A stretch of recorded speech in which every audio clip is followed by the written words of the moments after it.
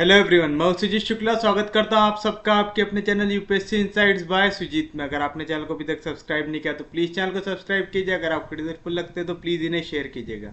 आपका चैनल को सब्सक्राइब करना हमें मोटिवेट करता है कि हम इसी तरीके से आपके लिए क्वालिटी कंटेंट लाते रहे। आज हमें पढ़ना है हाइपरबोलिक पैराबोलॉइड, पर उससे पहले एक क्वेश्चन हमारा हाइपरबोलॉइड ऑफ वन शीट का बचा हुआ है, वो देख लेते हैं। Show that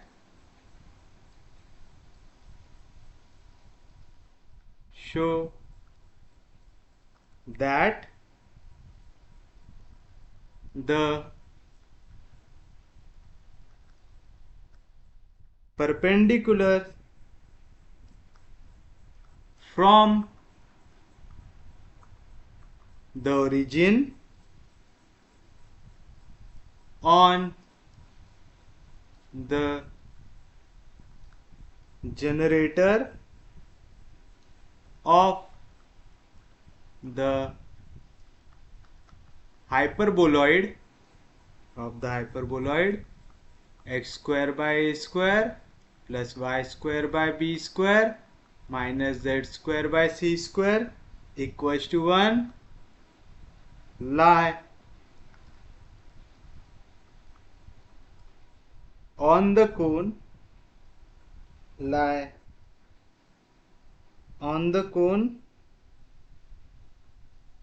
a square b square plus c square का स्क्वायर डिवाइड बाय x का square plus b square c square plus a square का स्क्वायर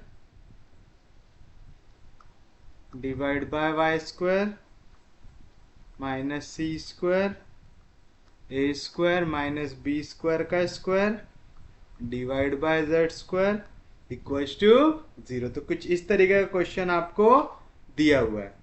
आप लोगों को अगर याद हो, मैंने बताया था जब भी आपको ऐसा हाइपरबोलॉइड दिया हुआ हो जहां पे आपको कोई भी पॉइंट डायरेक्शन रेशियो मेंशन नहीं है, तो सबसे सस्ता सुंदर साप्टी का हम लोग कौन सा लेते थे?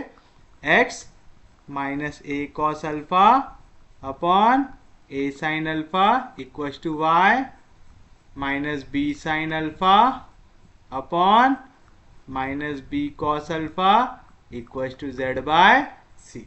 ये वाला लेते थे हम जनरेटर हमेशा। तो बस हमें यहाँ पे क्या करना है, एक परपेंडिकुलर ड्रॉ करना है ओरिजिन से इस जनरेटर पे और दिखाना है कि उसका जो सॉल्यूशन आएगा वो क्या आएगा, एक कोन आएगा। तो इजी क्वेश्चन है। बताइए शुरुआत कैसे करेंगे आप? सबसे पहले तो आप इक्वेशन ऑफ हाइपरबोलॉइड मेंशन करेंगे, तो आप सॉल्यूशन में लिखेंगे द गिवन हाइपरबोलॉइड इज, क्या इक्वेशन आपके पास? X square by A square plus y square by B square minus z square by c square equals to 1। Equation number 1 आएगा यहां तक। उसके बाद क्या करते हैं आप लेते हैं जनरेटर इज हाइपरबोलॉइड का, तो आप लिखेंगे the generator of hyperboloid 1 is given by, क्या रहती equation? x minus a cos alpha upon a sin alpha equals to y minus b sin alpha divide by minus b cos alpha equals to z by c. ये हो गया आपके लिए equation number 2। आ गया यहाँ तक किसी को भी कोई दिक्कत होनी नहीं चाहिए। अब बताइए हमें क्या करना है, एक परपेंडिकुलर ड्रॉ करना है। कहां से? ओरिजिन से। ओरिजिन मतलब 0 0 0 से, परपेंडिकुलर मतलब कोई एक लाइन होंगी। तो एक लाइन जा रही है ओरिजिन से, यानी हमें एक पॉइंट पता है। अगर हम इसके डायरेक्शन रेशियो ले लें LM तो हम ये भी बोल सकते हैं कि डायरेक्शन रेशियो पता है, पॉइंट पता है, तो मैं इक्वेशन लिख सकता हूं। क्या लिख सकता हूं? तो आप लिखेंगे the equation of any line from origin यानी coordinate 0 0 0 and having direction ratios L m n is क्या थी equation? x minus x1 upon L equals to y minus y1 upon m equals to z minus z1 upon n. Zero subtract करने से कुछ भी change होता है क्या? नहीं, तो मिलेगा x अपॉन L, ये इक्वल है y अपॉन m से, जो इक्वल है z अपॉन n से. ये आ गया आपके लिए इक्वेशन नंबर 3. आ गया यहाँ तक? किसी को कोई दिक्कत नहीं? अब आपको बता रहा है ये जो आपने लाइन लिखे जो ओरिजिन से पास हो रही है, ये कैसी है? परपेंडिकुलर है हमारे जनरेटर को. तो आप लिखेंगे here line 3 is perpendicular to generator 2. और आपको कुछ पता है क्या? पता है, we know that if two lines having direction ratios a1 b1 c1 and a2 b2 c2 are perpendicular, then क्या मिलेगा आपको? a1 into a2 plus b1 into b2 plus c1 into c2. इसकी वैल्यू आनी चाहिए 0. Here हमारे पास a1 है, b1 है, c1 है, a2 है l, b2 है m, c2 है n. दूसरे लाइन के तो direction ratio L M N है. यहाँ पे क्या है? a sine alpha minus b cos alpha और c. तो आ गया a sine alpha minus b cos alpha और c. तो बताइए क्या मिलेगा आपको? देयरफॉर a1 इंटू a2 तो आएगा al sign alpha plus b1 into b2 तो plus into minus minus bm cos alpha plus c1 into c2 तो आ जाएगा cn, आएगा प्लस cn. इसकी वैल्यू आ जाएंगी 0. Equation number 4. यहां तक किसी को कोई दिक्कत नहीं, कोई डाउट नहीं? अब देखिए जितनी चीजें दी हुई थी मैंने सब लगा लिया, लेकिन मैं अभी भी ये कोण की इक्वेशन बना पाया क्या? नहीं बना पाया. तो अब मुझे लाइन के कंसेप्ट पे वापस जाना पड़ेगा. मैंने पढ़ा था दो लाइन इंटरसेक्ट कब हो सकती? जब वो नॉन स्क्यू लाइन हो, है ना. स्क्यू लाइन कैसी होती? जो कभी इंटरसेक्ट नहीं होती, क्योंकि वो एक प्लेन में आती ही नहीं है ना. तो हम बोलेंगे कि अगर ये दोनों लाइन इंटरसेक्ट हो रही है, मतलब ये दोनों के दोनों सेम प्लेन में आती होगी. ये चीज पता है ना? अगर आपको लाइन को इंटरसेक्ट कराना है तो दोनों के दोनों सेम प्लेन में होना जरूरी है. और लाइन इंटरसेक्ट कर रही है कैसे पता है हमें? हम कह रहे हैं कि ये लाइन परपेंडिकुलर है ये लाइन से, मतलब ये दोनों के दोनों आके एक पॉइंट पे मिल रहे हैं, है कि नहीं? तो आप लिखेंगे एज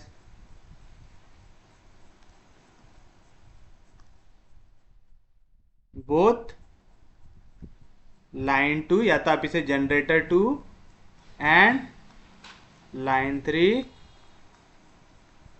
आर परपेंडिकुलर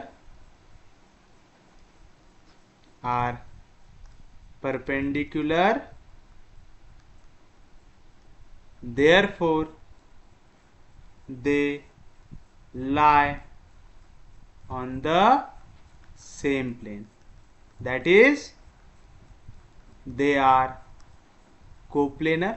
और आपको पता है दो लाइन कोप्लेनर होती है तो आप क्या लिख सकते हैं? we know that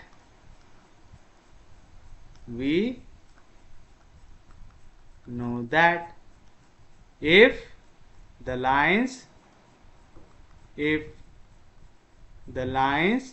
x minus x1 upon a1 equals to y minus y1 upon b1 equals to z minus z1 upon c1 and x minus x2 upon a2 equals to y minus y2 upon b2 equals to z minus z2 upon c2 are coplanar, then क्या थी condition? Mod of आप x2 minus x1 y2 minus y1 Z2 minus Z1 लेते पहली रो में, दूसरे रो में पहले line का direction ratio A1 B1 C1, दूसरे तीसरे इसमें दूसरे इसका आएगा A2 B2 C2। इस डिटर्मिनेंट की वैल्यू क्या आनी चाहिए? 0 आनी चाहिए। तो हियर मुझे वैल्यू चाहिए x1 y1 z1 a1 b1 c1। x2 तो पता है 0 है, y2 भी 0 है, z2 भी 0 है, a2 l है, b2 m है, c2 n है। बताइए क्या थे पॉइंट उसके? यह है a sine alpha minus b cos alpha c, a sine alpha minus b cos alpha c. तो यहाँ पे होगा a cos alpha b sine alpha, a cos alpha b sine alpha, और यहाँ पे कोऑर्डिनेट है 0 है। कंपेयर करना आता है ना सिर्फ आपको x माइनस x1, ये वाले फॉर्म से कंपेयर करो इक्वेशन को, आपको ये मिल जाएगा। तो बताइए क्या मिलेगा आपको? Therefore determinant of x2 minus x1 यानी 0 माइनस a कॉस अल्फा आ जाएगा minus a cos alpha, y2 minus y1 0 minus b sine alpha आ जाएगा minus b sine alpha, z2 minus z1 0 minus 0 0, फिर a1 b1 c1 आएगा a sine alpha minus b cos alpha c, a2 b2 c2 आ जाएगा l m n equals to 0 आएगा। किसी को कोई दिक्कत नहीं, कोई डाउट नहीं? डिटर्मिनेंट सॉल्व करना तो आप सबको आ गया होगा। नेक्स्ट पेज पे इसे सॉल्व कर लेते हैं।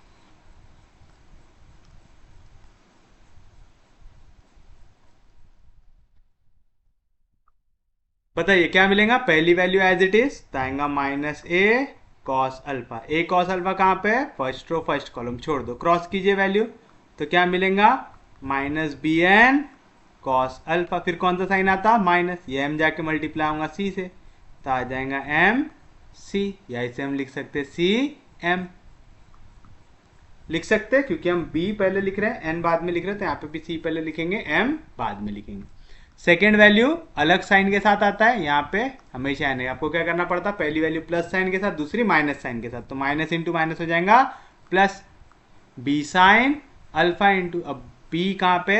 ये वाले रो में, फिर से क्रॉस करो तो आएगा ए एन साइन अल्फा, फिर ये दोनों जाके क्रॉस होगा तो आएगा माइनस सी एल, और लास्ट वैल्यू क्या है? 0 है। तो 0 को सॉल्व करने की जरूरत पड़ती है क्या? नहीं, क्योंकि 0 से कुछ भी मल्टीप्लाई आंसर क्या आ जाता है? 0 आ जाता है। आता है, ब्रैकेट को ओपन कीजिए तो माइनस इंटू माइनस प्लस हो जाएगा, ए इंटू बी आ जाएगा a B N cos into cos, cos square alpha, minus into minus plus, यहाँ पे आ जाएगा a C M cos alpha, same चीज अंदर जाएगा तो आएगा plus A B n sine into sine, sine square alpha, plus into minus minus B C L sine alpha equal to 0। हमने कुछ छोड़ा तो नहीं? यहाँ पे अंदर गया बी, चलो अभी तक तो नहीं लग रहा है कुछ ऐसा। यहाँ पे देखिए आपको दिख रहा है ए बी एन, यहाँ पे दिख रहा है ए बी एन, तो ए बी एन को निकाल लो कॉमन, तो क्या बचेगा? Cos square alpha plus sign square alpha. यहाँ से कुछ सॉल्व होता हुआ दिख रहा है क्या? यहाँ से तो नहीं दिख रहा है, तो plus A C M cos alpha minus B C L sine alpha equals to 0 ले लो। Sine square theta plus cos square theta क्या होता है? आंसर 1। तो क्या मिलेगा आपको? ए सी एम, बस हमने इससे पहले वाला आंसर क्या निकाला है?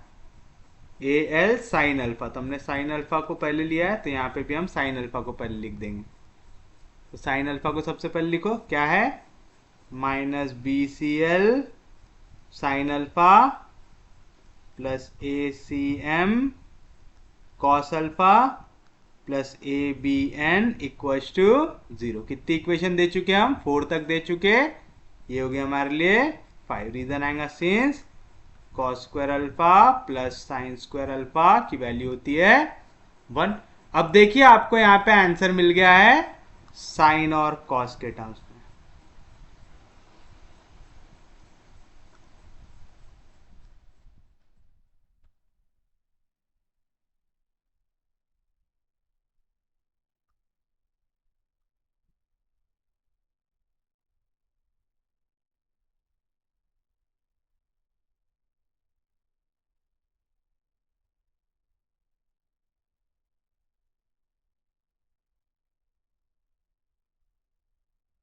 मिला इस तरीके से।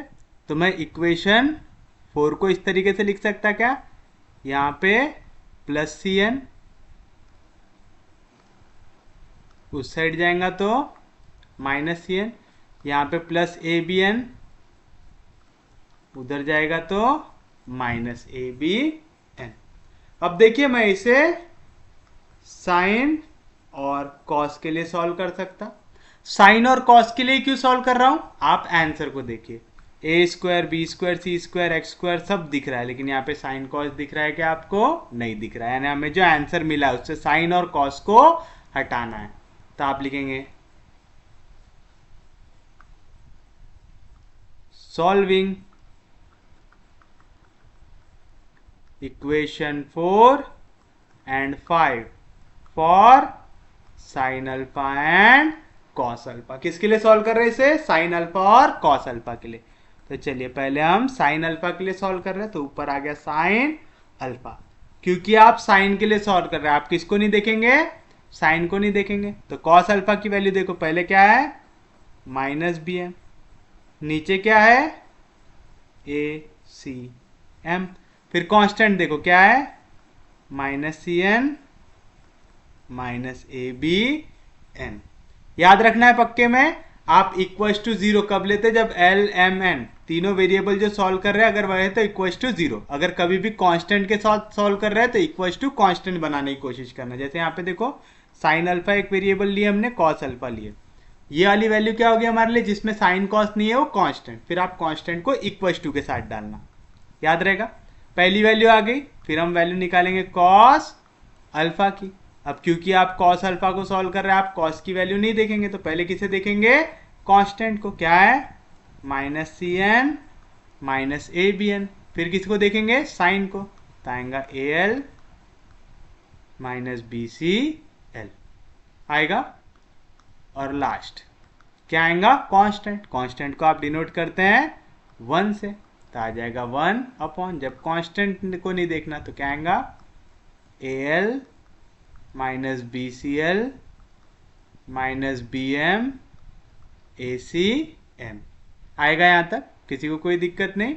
चलिए अब इसे सॉल्व कर लेते हैं। तो क्या मिलेगा आपको, साइन अल्फा, पहले वैल्यू क्रॉस होंगी, माइनस इंटू माइनस हो जाएगा प्लस, तो आएगा A B into B B square M N, आया समझा, A B into B B square M into N M N. फिर कौन सा साइन आता, माइनस, लेकिन यहाँ पे एक और माइनस है, माइनस इंटू माइनस हो जाएगा प्लस। सेम चीज ए सी into c c square M N आएगा इक्वल टू, सेम चीज यहाँ पे कॉस अल्फा अपॉन, क्रॉस करो माइनस इंटू माइनस प्लस हो जाएगा, यहाँ पे आ रहा है बी, मैं अल्फाबेटिकल जा रहा हूँ, c into c c square, l into n l N.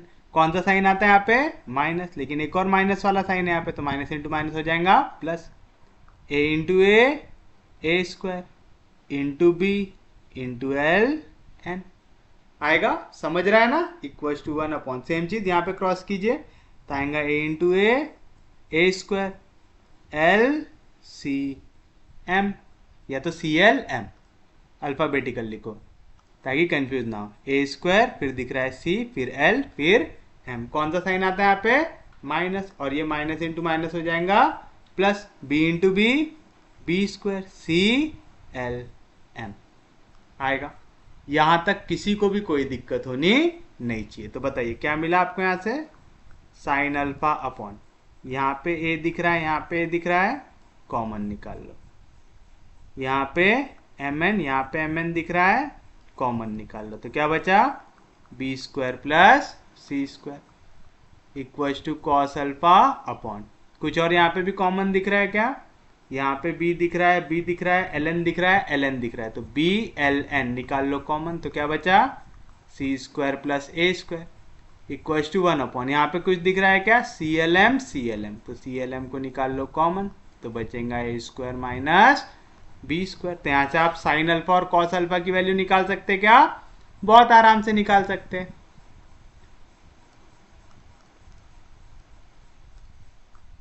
तो पहले मैं साइन निकाल लूंगा, sine alpha upon a m n b square plus C square, ये इक्वल आ जाएगा 1 upon c L m a square minus B square से, and cos alpha upon b l n c square plus A square, ये equal आ जाएगा 1 upon c L m a square minus B square से। आएगा ऐसा? तो बताइए यहाँ से साइन अल्फा की वैल्यू क्या आ जाएंगी? साइन अल्फा इक्वल टू वाली वैल्यू यहाँ पे मल्टीप्लीकेशन, डिवीजन में इधर गई तो मल्टीप्लीकेशन आएगा a m n b square plus C square upon c L m a square minus B square, और कॉस अल्फा की value b l n c square plus A square upon c L m a square minus B square. आ रहा है ऐसा?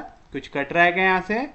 M m cancel, l l cancel, तो क्या मिला आपको? साइन अल्फा मिल गया a n b square plus C square upon c l a square minus B square.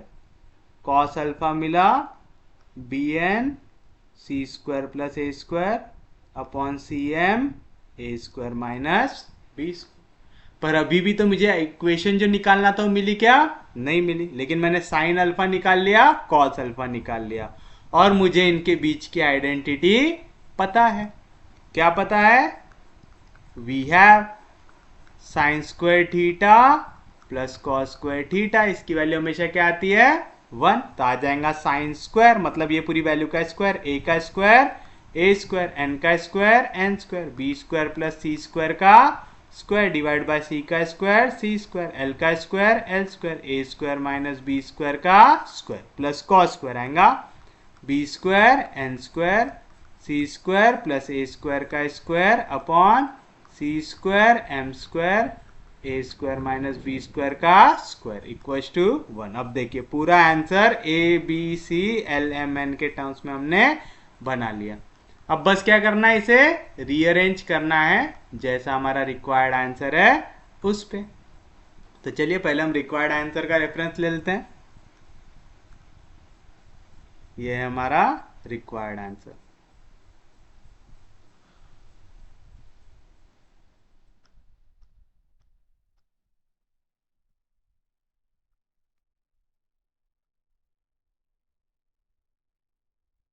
बताइए हमें क्या चाहिए? ए स्क्वायर बी स्क्वायर प्लस सी स्क्वायर का स्क्वायर, ए स्क्वायर बी स्क्वायर प्लस सी स्क्वायर का square divide bye x square. X का ऐसे आता है एल से, तो हम उसे रख लेंगे यहाँ पे। उसके बाद बी स्क्वायर सी स्क्वायर प्लस ए स्क्वायर का स्क्वायर डिवाइड बाय वाई का स्क्वायर चाहिए, वाई का ऐसे आता है एम से, तो हम उसे रख लेंगे, और फिर बाकी कुछ भी नहीं चाहिए यहाँ पे, है ना। तो चलिए क्या करेंगे, यहाँ पे एन स्क्वायर नहीं चाहिए, c square by l square, n square नीचे सी स्क्वायर नीचे, है ना। ये एक्स्ट्रा है, ये एक्स्ट्रा है, ये एक्स्ट्रा है। यहाँ पे भी हमारे पास एन स्क्वायर एक्स्ट्रा है, सी स्क्वायर एक्स्ट्रा है, ये एक्स्ट्रा है। तो चलिए क्या करेंगे, हम मल्टीप्लाई कर देंगे जो आंसर एक्स्ट्रा उसके कॉन्जुगेट से, यानी सी स्क्वायर ए स्क्वायर माइनस बी स्क्वायर का square divide by N square से। तो बताओ क्या मिलेगा? डिवीजन मल्टीप्लीकेशन का एन स्क्वायर कैंसिल, तो आ जाएगा A square B square plus C square का स्क्वायर, डिवीजन का सी स्क्वायर ए स्क्वायर माइनस बी स्क्वायर का स्क्वायर, और मल्टीप्लीकेशन की वैल्यू कैंसिल, तो डिवीजन में आ गया एल स्क्वायर। सेम चीज यहाँ पे एन स्क्वायर कैंसिल, तो आएगा बी स्क्वायर सी स्क्वायर प्लस ए स्क्वायर का square divide by M square, और 1 से मल्टीप्लाई होगा तो सेम वैल्यू, तो आएगा सी स्क्वायर ए स्क्वायर माइनस बी स्क्वायर का square divide by N square आएगा। ये रिक्वायर्ड फॉर्म में ला लिया एक बार आपने, बस फिर क्या निकालना है इसका लोकस, इक्वल्स टू 0 बनाना है, पहली वैल्यू को इस साइड ला लीजिए, तो आपको मिलेगा a square B square plus C square का square divide by l square plus B square C square plus A square का square divide by M square, यहाँ पे प्लस इधर आएगा तो माइनस सी स्क्वायर ए स्क्वायर माइनस बी स्क्वायर का square divide by N square equals to 0। और आपको l M n की वैल्यू पता है क्या? पता है इक्वेशन नंबर 3 से। ये हमारी equation 3, x upon L equal है y अपॉन एम से इक्वल है z अपॉन एन से। तो मैं l के जगह x लिख सकता हूँ, m के जगह y लिख सकता हूँ, n के जगह z लिख सकता हूँ। क्यों? क्योंकि मैं इसको इक्वल टू k लिख सकता हूँ। तो मेरी यहाँ से l की वैल्यू आ जाएंगी x अपॉन के, y की आ जाएंगी m की आ जाएंगी y बाय के, और n की आ जाएंगी z बाय के। तो मैं l के जगह x बाय के, y बाय के, z बाय के ये सब्सटीट्यूट कर सकता, फिर k जाके 0 से मल्टीप्लाई हो जाएगा तो क्या मिलेगा? 0। यानी मैं डायरेक्टली l के जगह x, m के जगह y, n के जगह z लिख सकता हूँ। तो बताइए क्या मिलेगा आपको? तो आप लिखेंगे this implies A square B square plus C square का स्क्वायर अपॉन एल के स्क्वायर की जगह आ जाएगा एक्स का स्क्वायर प्लस बी स्क्वायर सी स्क्वायर प्लस ए स्क्वायर का स्क्वायर एम के स्क्वायर की जगह आ जाएगा वाई का स्क्वायर माइनस सी स्क्वायर ए स्क्वायर माइनस बी स्क्वायर का स्क्वायर एन के स्क्वायर की जगह आ जाएगा जेड का square from equation number 3 which is your required solution. ये क्या है? इक्वेशन ऑफ कोन था, which is the required equation of cone. आ जाएगा? समझा? इजीली निकाल लिए, कोई भी दिक्कत, कोई भी डाउट? लेकिन हाँ, यहाँ पे आपको दिमाग लगाना पड़ा, बिना दिमाग लगाया क्या हमारा आंसर नहीं है। चलिए अब हम बढ़ते हैं हमारे नेक्स्ट टॉपिक की ओर, जो है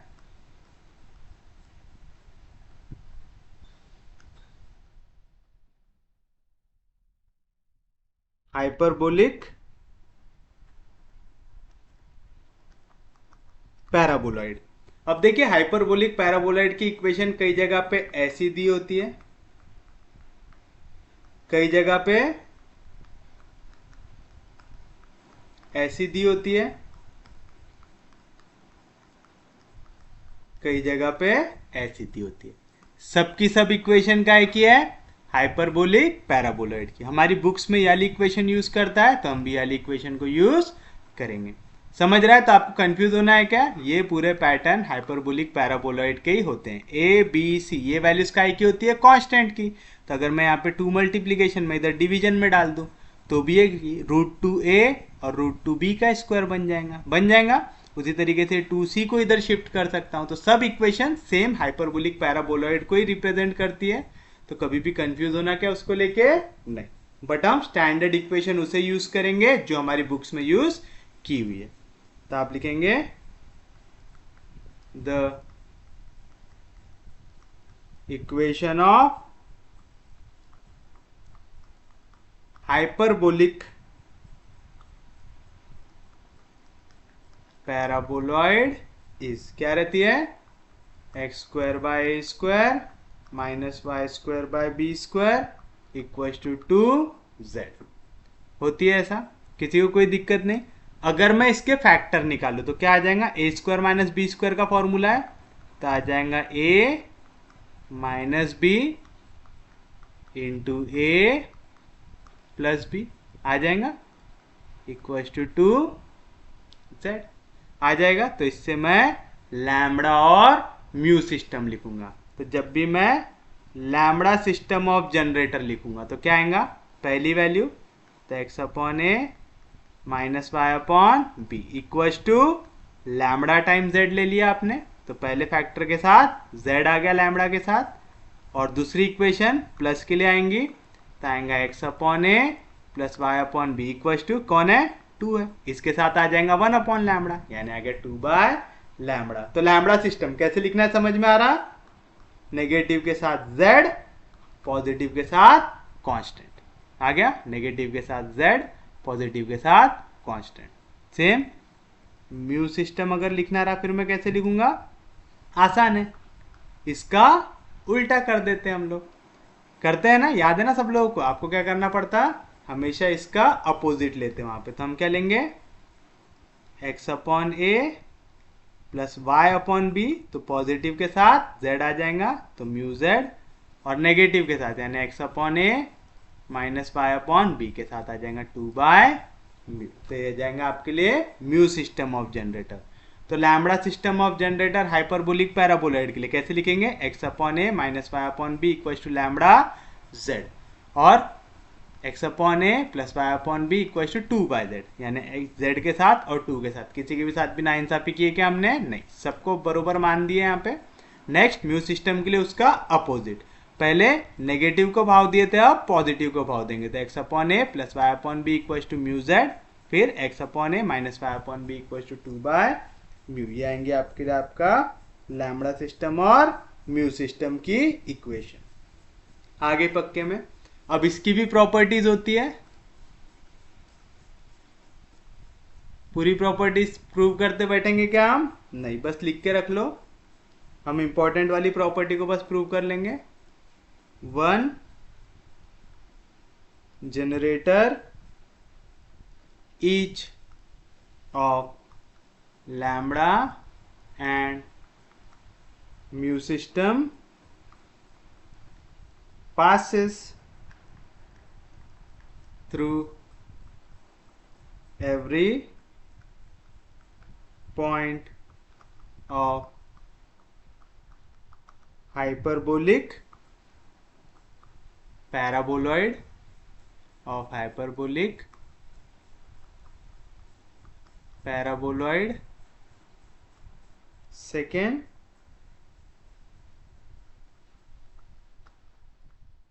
no two generators of the same system intersect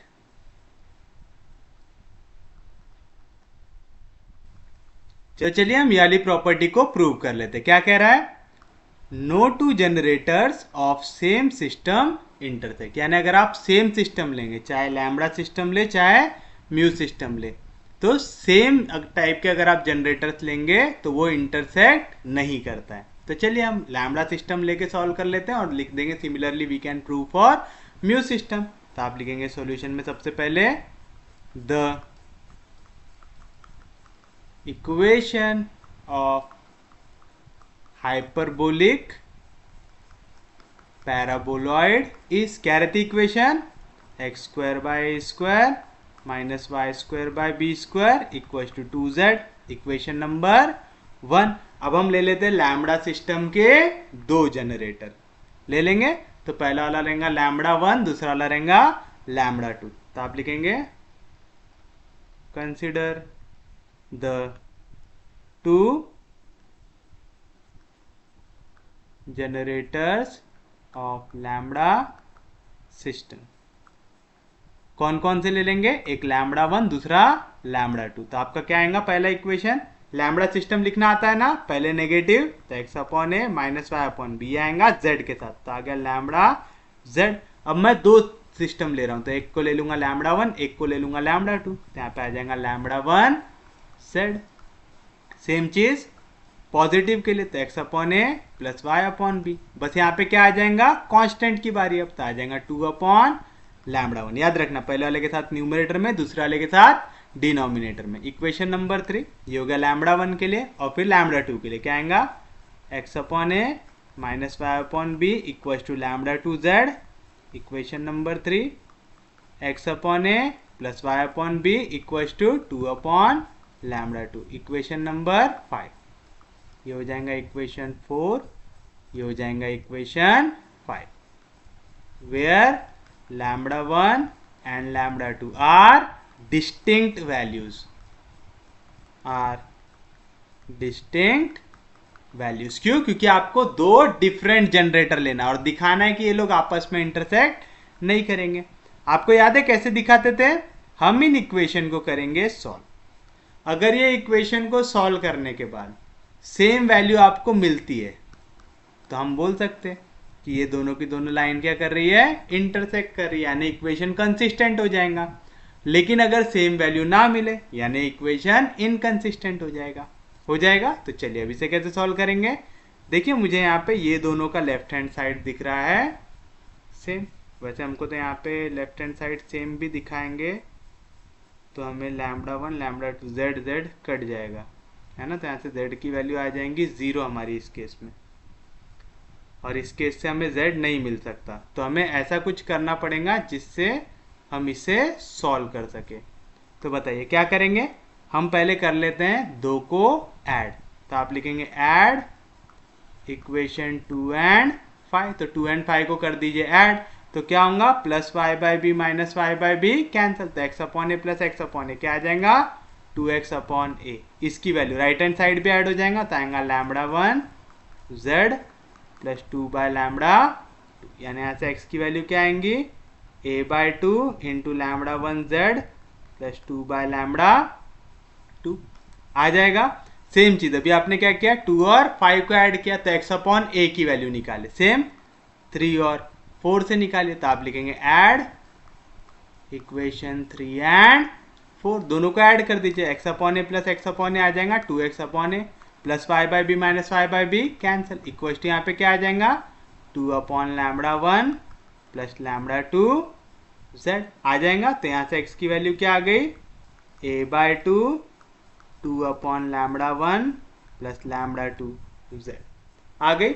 अब आप देखिए, आप कह रहे हैं यहाँ पे लैम्बडा 1 और लैम्बडा 2 दोनों की वैल्यू सेम नहीं है, क्योंकि लैम्बडा 1 और लैम्बडा 2 सेम नहीं है, तो लैम्बडा 1 इंटू जेड और लैम्बडा 2 इंटू जेड दोनों अलग वैल्यू देंगे, 2 अपॉन लैम्बडा 2 2 अपॉन लैम्बडा 1 दोनों अलग वैल्यू देंगे, तो दोनों के दोनों आपको इक्वल मिल सकते क्या, नहीं मिल सकते। और अगर आपको इससे भी और एग्जैक्ट जाना है तो आप इसे दे दो इक्वेशन ए, इसे दे दो इक्वेशन बी, और यहां से एक और चीज सॉल्व कर लो, फ्रॉम इक्वेशन 2 एंड 4।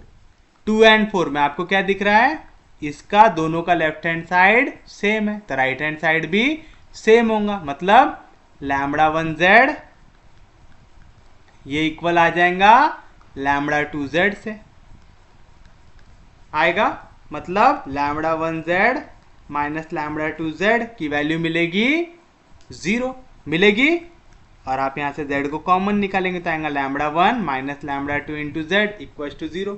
लैम्बडा 1 और लैम्बडा 2 दोनों डिफरेंट वैल्यू है, तो लैम्बडा 1 माइनस लैम्बडा 2 कभी 0 हो सकता क्या, नहीं, यानी यहां से z की वैल्यू क्या आ जाएंगी 0, since lambda 1 is not equal to lambda 2, तो दोनों का डिफरेंस 0 नहीं हो सकता। z इक्वल टू 0 आप a और b पे कर दीजिए सब्स्टिट्यूट, ए और बी पे आप क्या करना है, आपको z इक्वल टू 0 डालना है, तो आप लिखेंगे put z equal to 0 in a and b, तो बताइए क्या मिलेगा, a और b में जहां जहां पे z है उसके जगह 0, यहाँ पे z के जगह 0 तो ये 0 हो जाएगा, यहाँ पे z के जगह 0 तो ये 0 हो जाएगा, तो इस केस से x की वैल्यू क्या आ जाएंगी 2 2 कैंसिल, तो आएगा a अपॉन लैम्बडा 2, इस केस से x की वैल्यू क्या आ जाएंगी 2 2 कैंसिल, तो आ जाएगा a upon lambda 1।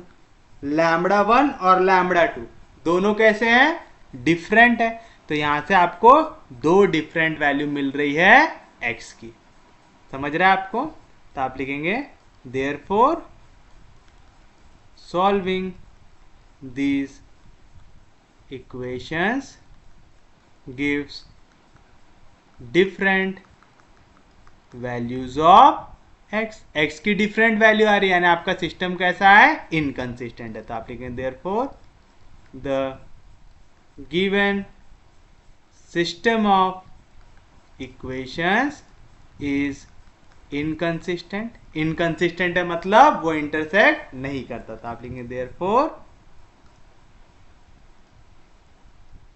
Both the generators of same system do not intersect each other, do not intersect each other. मैं सजेस्ट करूंगा कि z निकाल के ही बताओ, क्योंकि यहाँ पे ये सोच सकता है कि इनका कॉम्बिनेशन कभी ना कभी तो सेम आ सकता है, लेकिन अगर z के जगह 0 आ जाए तो कभी सेम नहीं आएगा, और इन इक्वेशन से z की वैल्यू क्या मिलती है 0 मिलती है। उम्मीद है समझाऊंगा, यानी सेम सिस्टम कभी इंटरसेक्ट करता है क्या, नहीं करता, तो आप एक लाइन लिख देंगे, similarly we can show that the mu system of generator also do not intersect each other, लिख सकते हैं ऐसा, तो आपका काम जम जाएगा, या तो similarly we can prove this for mu system of generator लिख सकते हैं, कोई दिक्कत नहीं।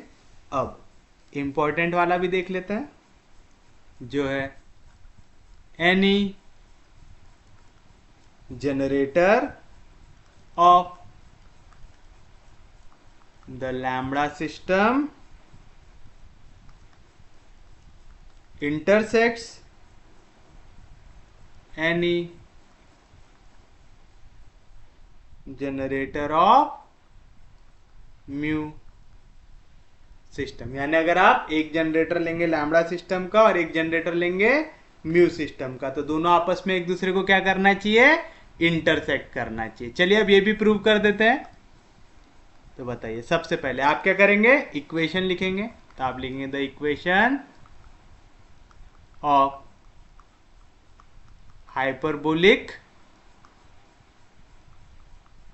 पैराबोलॉइड इज, क्या रहती equation, x square by A square minus Y square by B square equal to z. इसके लिए लिखेंगे अब आप जनरेटर्स, क्या आएगा, the lambda system of generator of hyperbolic paraboloid 1 is, बताइए क्या आता, पहले नेगेटिव, तो एक्स अपॉन ए माइनस वाई अपॉन बी के साथ लैम्बडा, तो आएगा lambda Z.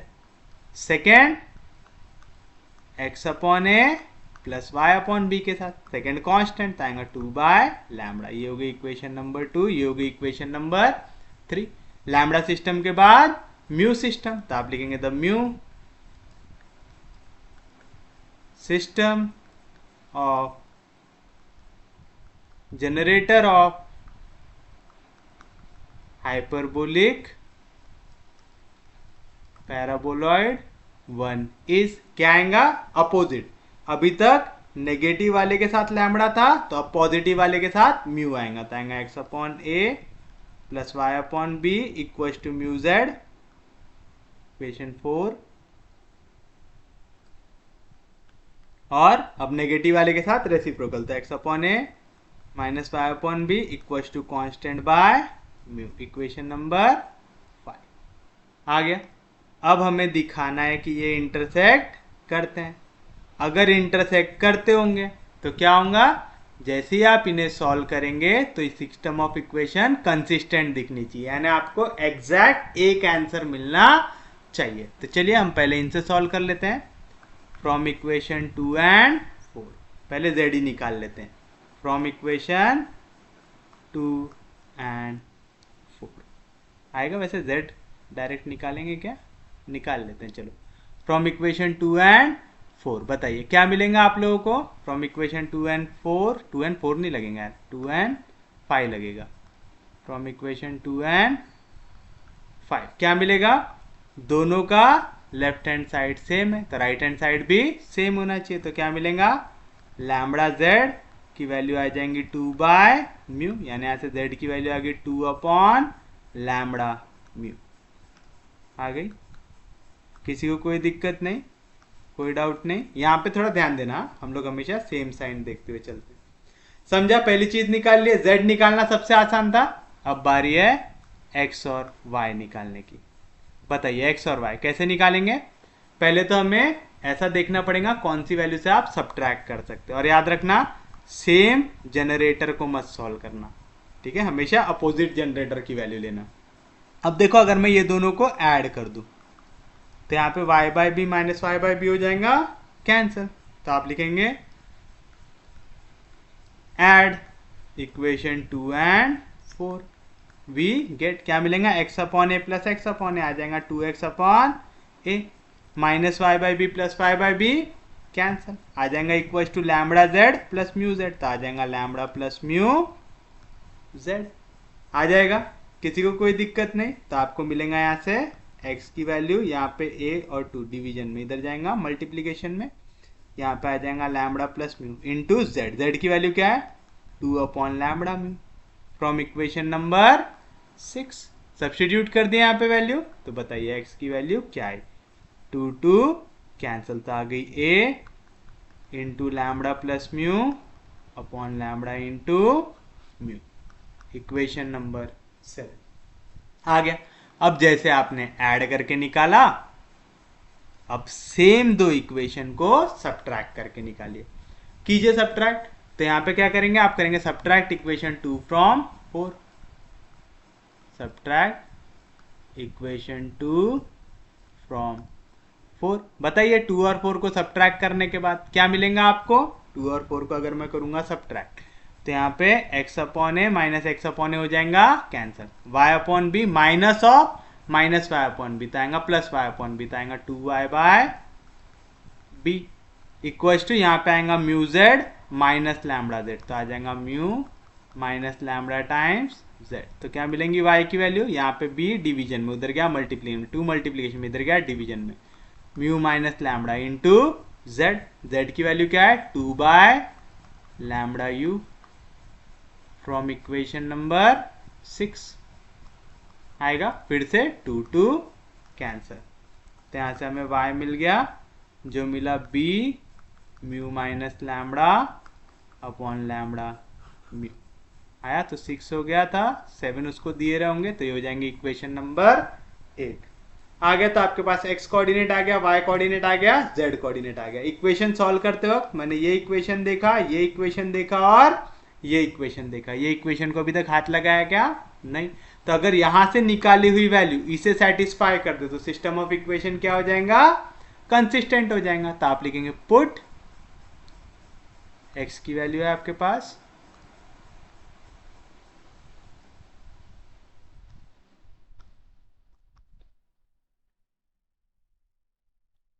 Put value of x and y in LHS ऑफ कौन सी इक्वेशन है ये 3 वी गेट. बताइए क्या मिलेगा आपको. ये x की वैल्यू आ गई LHS. क्या है LHS 3 का हमारे पास x अपॉन ए तो आ जाएगा x अपॉन ए. क्या आएंगी value lambda plus mu upon lambda mu plus y by b. क्या आएगा mu minus lambda upon lambda mu. दोनों का डिनोमिनेटर सेम है डायरेक्टली ऐड हो जाएगा तो आएगा lambda plus mu minus lambda plus minus lambda cancel. यहाँ पे आएगा म्यू प्लस म्यू आ जाएगा 2 mu upon lambda mu mu mu cancel तो आ जाएगा 2 बाय लैम्बडा और 2 बाय लैम्बडा यही क्या है उसका RHS है. तो therefore LHS equals to RHS यानी यहाँ पे x और y की इक्वेशन क्या कर रही है सेटिस्फाई कर रही है. तो आप लिखेंगे hence the system of equation is consistent. क्योंकि सिस्टम ऑफ इक्वेशन कंसिस्टेंट है मतलब ये इंटरसेक्ट कर रहे हैं. तो आप लिखेंगे हेंस द generators of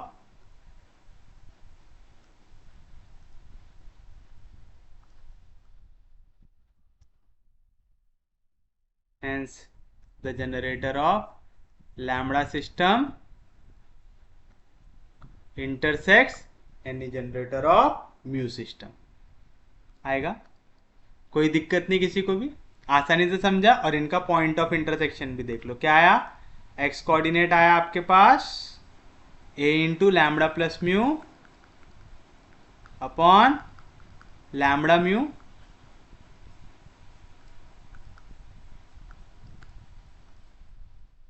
आया. दूसरा आया b into mu minus lambda upon lambda mu ये हो गया y कोऑर्डिनेट और आया z कोऑर्डिनेट ये था 2 अपॉन लैम्बडा म्यू आया. तो आपने तीनों का पॉइंट ऑफ इंटरसेक्शन भी निकाल लिया. इजी था समझा. यहां तक किसी को भी कोई दिक्कत होनी नहीं चाहिए. अब आज के दिन का हमारा लास्ट टॉपिक जो है परपेंडिकुलर जनरेटर्स. क्या पढ़ना है लास्ट टॉपिक हमें परपेंडिकुलर जनरेटर. लिखिए find the locus of point of intersection of two perpendicular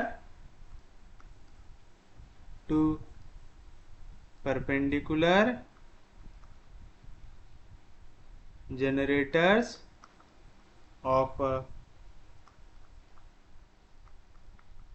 hyperbolic paraboloid। फिर से आपको यहाँ पे हाइपरबोलिक पैराबोलॉइड के लिए इक्वेशन को करना है सॉल्व करना है।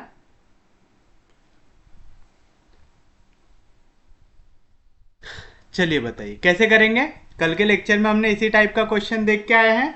अब आपको पता है कि यहाँ पे point of intersection of to generators लेना है। हमें पता है सेम सिस्टम ऑफ जनरेटर तो इंटरसेक्ट करेगा नहीं, तो एक लैम्बडा सिस्टम लेना पड़ेगा, एक म्यू सिस्टम लेना पड़ेगा। तो बताइए क्या लिखेंगे आप। सबसे पहले लिखेंगे द इक्वेशन ऑफ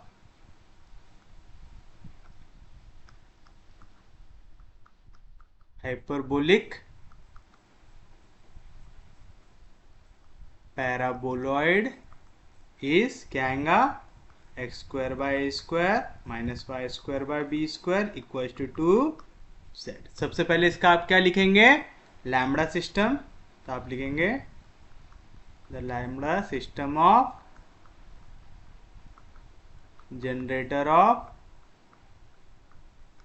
हाइपरबोलिक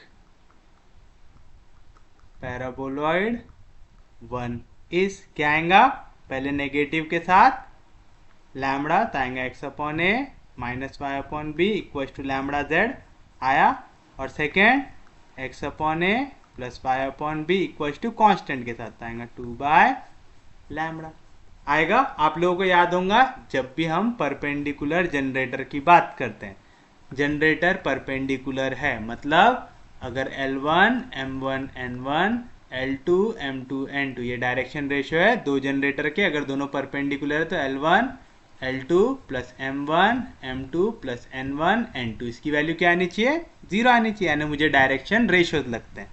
हम लोगों ने कल के लेक्चर में परपेंडिकुलर जनरेटर्स का कंसेप्ट पढ़ा था।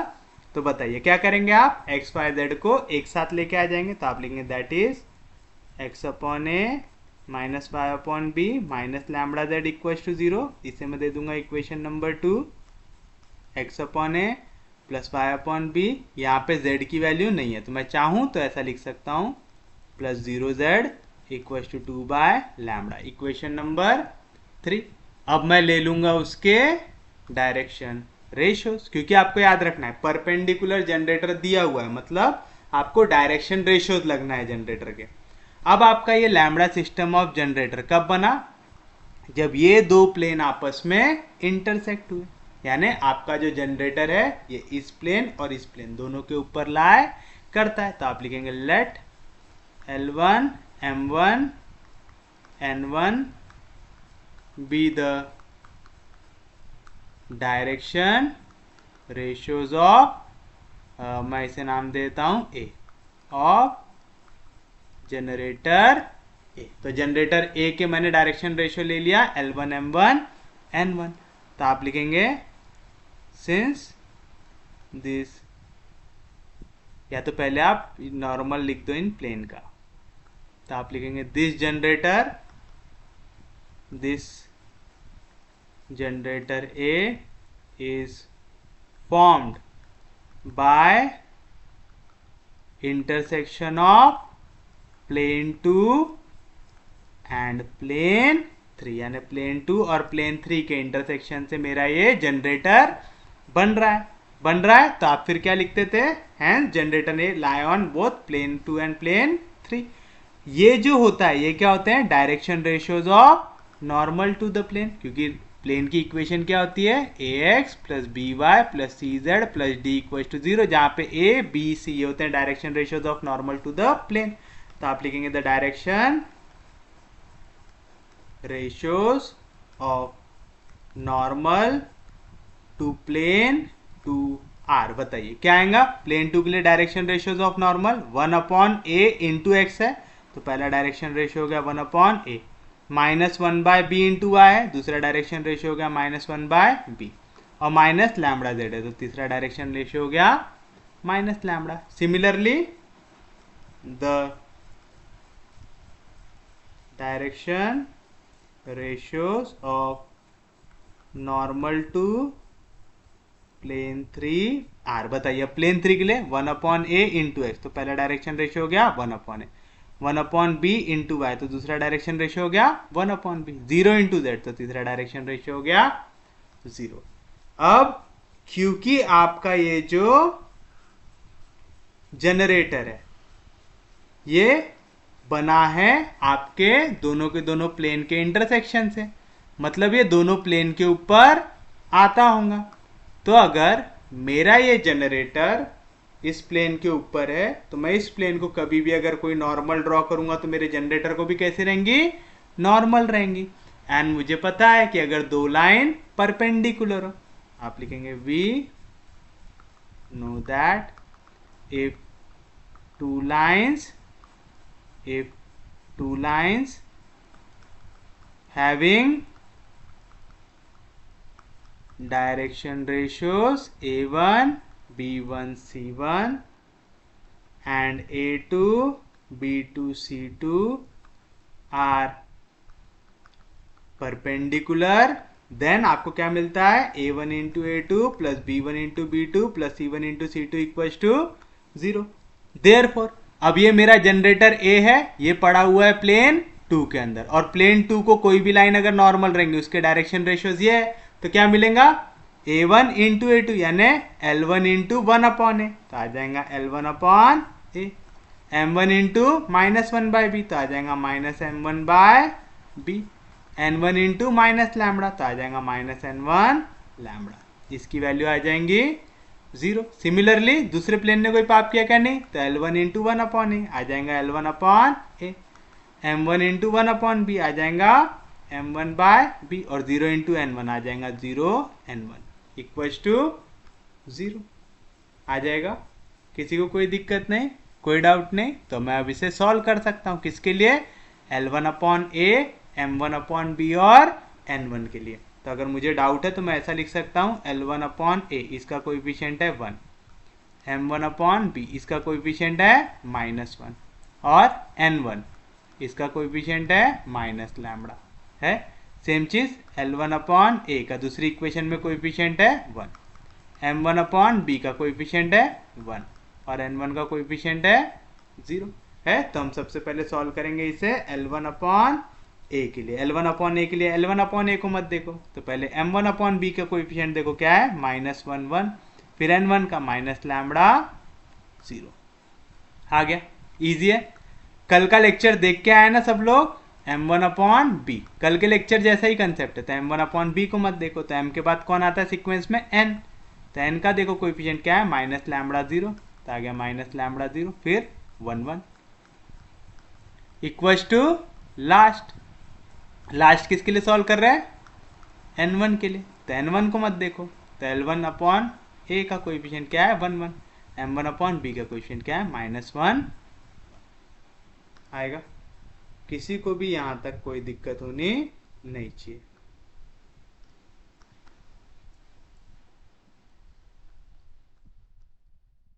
तो बताइए क्या मिलेंगे यहां से वैल्यू आपको, l1/a 0 इंटू कोई भी value 0, minus into minus plus lambda equals to m1/b, 1 into minus lambda 0 into 1 0 equals to n1/1 1 जार 1 प्लस इंटू माइनस 1 1 जार 1 1 प्लस 1 2 आ जाएगा। तो आपको यहाँ से क्या मिला, l1/a लैम्बडा ये इक्वल है m1/ -b इंटू लैम्बडा से, ये इक्वल है n1/2 से आएगा।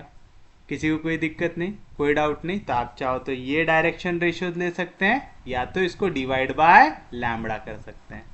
तो आप चाहो तो ऐसा लिख सकते हैं, therefore the direction ratios of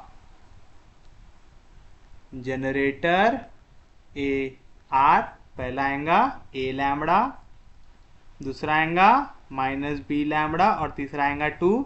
या तो आप इसको डिवाइड बाय लैम्बडा करके लिख सकते हैं a -b 2 बाय लैम्बडा, दोनों में से जो भी आपको सही लगे।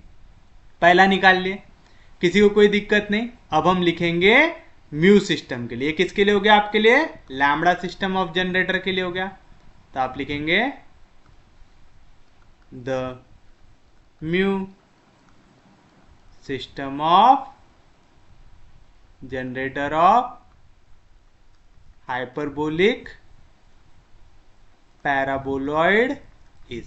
वहां पे नेगेटिव के साथ म्यू था तो यहाँ पे पॉजिटिव के साथ आएगा, तो आ जाएगा x upon A plus Y upon b equals to mu z, और सेम चीज x upon A minus Y upon b equals to 2/म्यू आ जाएगा। इसे मैं दे दूंगा जनरेटर बी का नाम।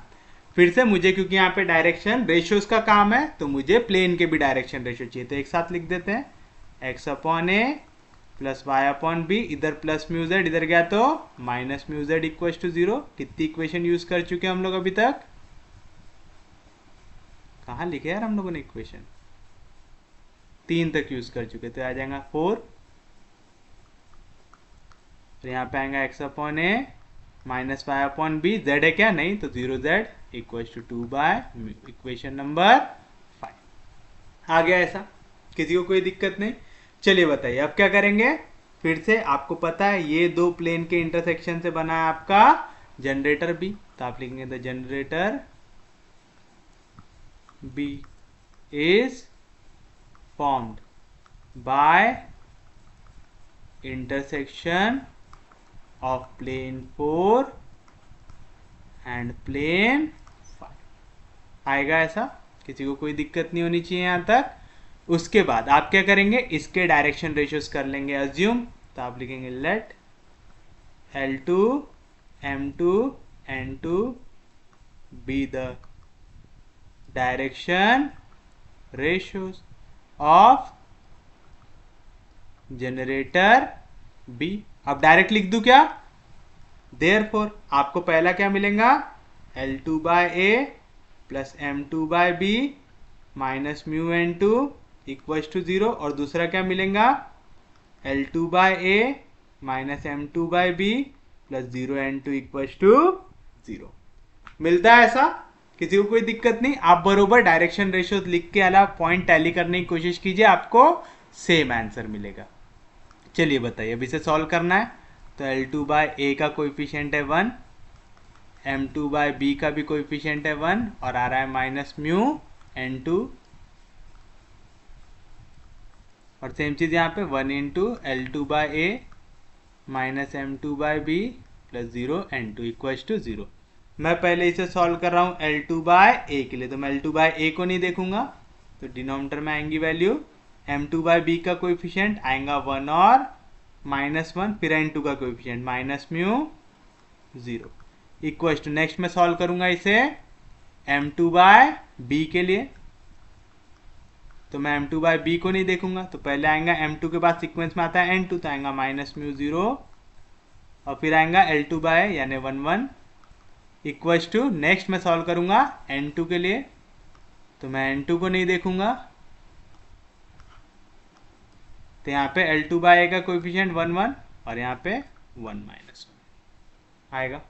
किसी को भी कोई दिक्कत होनी नहीं चाहिए। तो क्या आया, L2/A डिवाइड बाय 0 इंटू कोई भी value 0, minus 1 into minus mu plus mu, लेकिन यहाँ पे माइनस साइन आता है तो आ गया माइनस म्यू। समझा ना, ये वैल्यू इसके साथ क्रॉस होती है, ये वैल्यू इसके साथ क्रॉस होती है, equals to M2/B minus mu into 1 minus mu, और यहाँ पे 0 into 1 0 equals to N2 upon minus 1 into 1 minus 1, minus 1 into 1 minus 1, minus 1 minus 1 minus 2, सब में माइनस साइन कॉमन है, माइनस से हटा दो तो आएगा L2/A mu equals to M2/B mu equals to N2/2 आ गया। तो हमें सेकेंड जनरेटर के भी वैल्यूज मिल गई।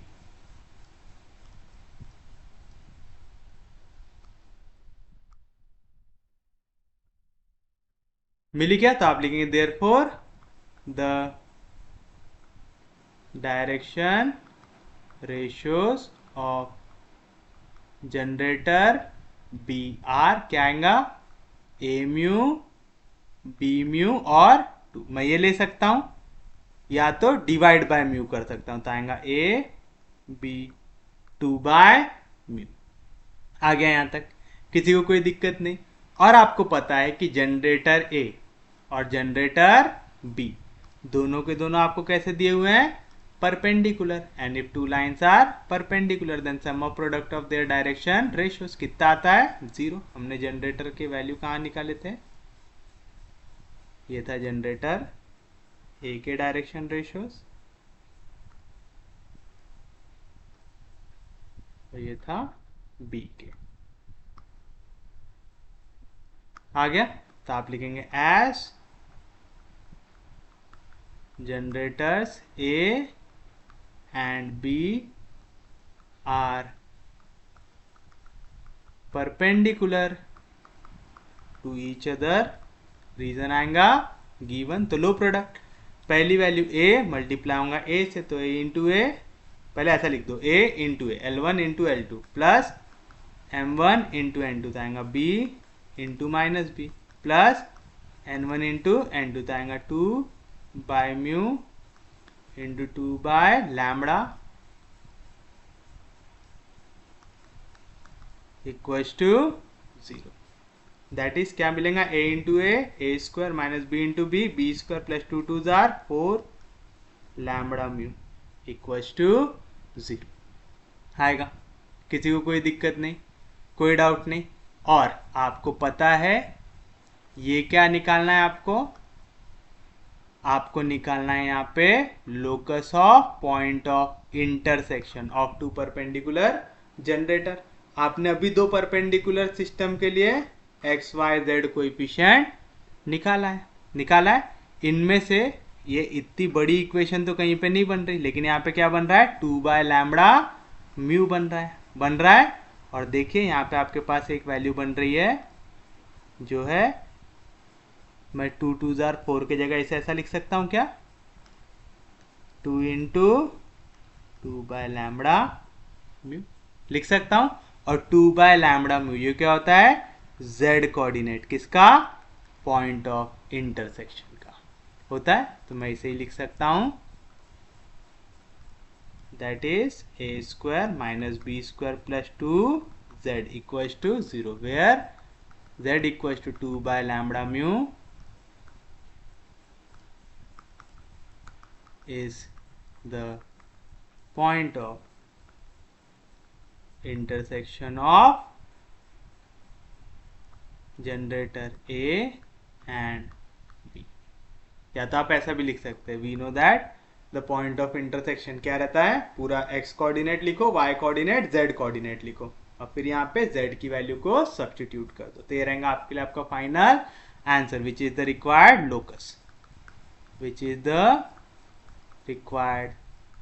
लोकस, समझा कैसे निकाले? क्योंकि यहाँ पे सिर्फ ये z वाली टर्म दिख रही थी मुझे, x और y वाली कोई भी टर्म दिख रही है क्या? नहीं, क्योंकि x और y के कोऑर्डिनेट को अगर आप गौर से देखेंगे तो यहाँ पे x और y का कोऑर्डिनेट इस फॉर्म में आता है, a into lambda plus mu upon lambda mu, b into mu minus lambda lambda mu. ऐसा कुछ बना क्या? नहीं। लेकिन वहां पे क्या बना? 2 बाय लैम्बडा म्यू बना। तो मैंने 2 बाय लैम्बडा म्यू, मुझे पता है ये क्या होता है? z कोऑर्डिनेट होता है, is the z coordinate of point of intersection of generator A and generator B होता है। किसी को भी कोई दिक्कत होनी नहीं चाहिए यहाँ तक। उम्मीद है आपको आज का लेक्चर समझ में आऊंगा। अगर आपको लेक्चर समझ में आ रहे, यूजफुल लग रहे तो प्लीज चैनल को सब्सक्राइब कीजिए, वीडियो को शेयर कर दीजिए। सबसे इंपॉर्टेंट चीज, पढ़ते रहिए, रिवाइज करते रहिए। हम लोग मिलेंगे कल, तब तक ले take care, have a nice day.